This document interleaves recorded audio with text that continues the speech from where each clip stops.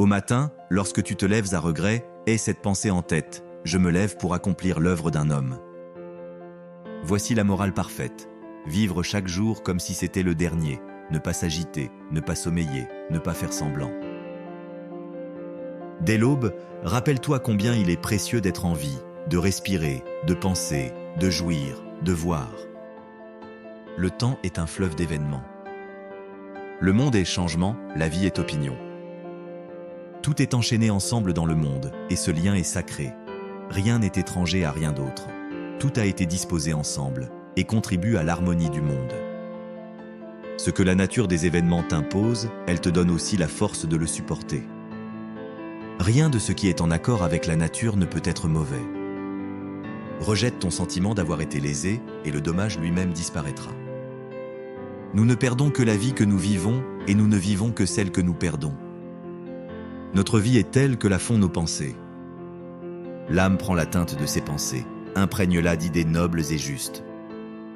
Que tes pensées soient telles que si l'on te demandait soudain ce que tu penses, tu puisses toujours l'avouer sans rougir. Rien de ce qui te fait perdre le respect de toi-même ne peut être utile. Ne te laisse plus emporter par des préoccupations stériles, n'accomplis plus rien sans te reporter à la raison.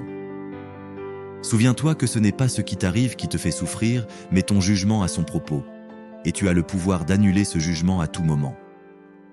Cherche en toi-même. C'est là qu'est la source du bien, une source qui jaillira toujours, si tu fouilles toujours en toi-même.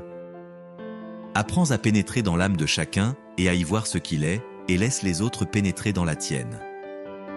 Développe en toi l'indépendance à tout moment, avec bienveillance, simplicité et modestie. Suis toujours la voie la plus courte, car elle est la plus naturelle, c'est-à-dire celle qui est tracée par la raison. Accomplis chaque acte de ta vie comme s'il devait être le dernier. Ne dis jamais « cela m'est impossible », dis plutôt « je n'ai pas encore appris à le faire ». Ne t'écarte plus de ce que tu sais être juste. Cesse de te contenter de définir ce qu'est l'homme de bien, et sois-le.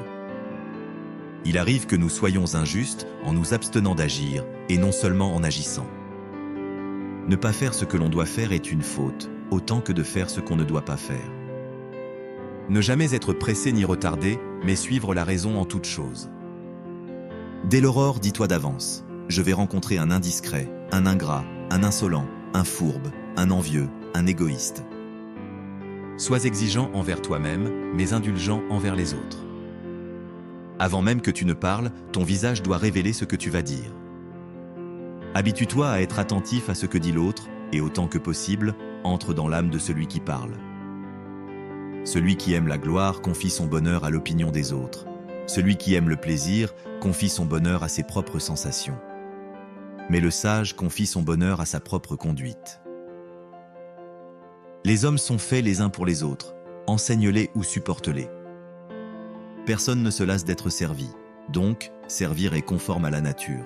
Ne te lasse donc jamais de rendre service. Nous aimons davantage l'opinion que les autres ont de nous que la nôtre propre. Le vaniteux fait dépendre son bonheur de l'activité d'autrui, le voluptueux de ses propres sensations, mais le sage le place dans sa propre conduite. L'homme est fait pour souhaiter du bien aux autres, même à ceux qui commettent une faute.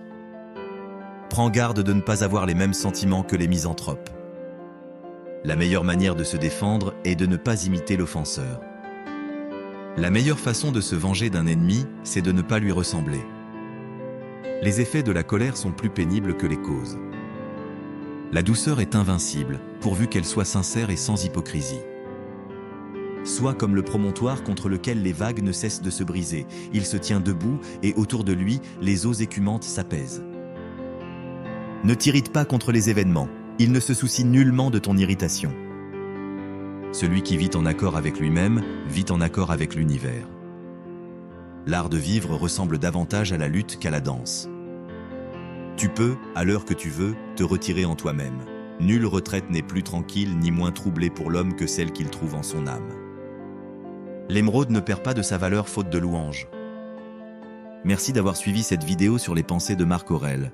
Si elle vous a inspiré, n'oubliez pas de laisser un like et de vous abonner à la chaîne pour ne rien manquer. À très bientôt pour de nouvelles réflexions et citations.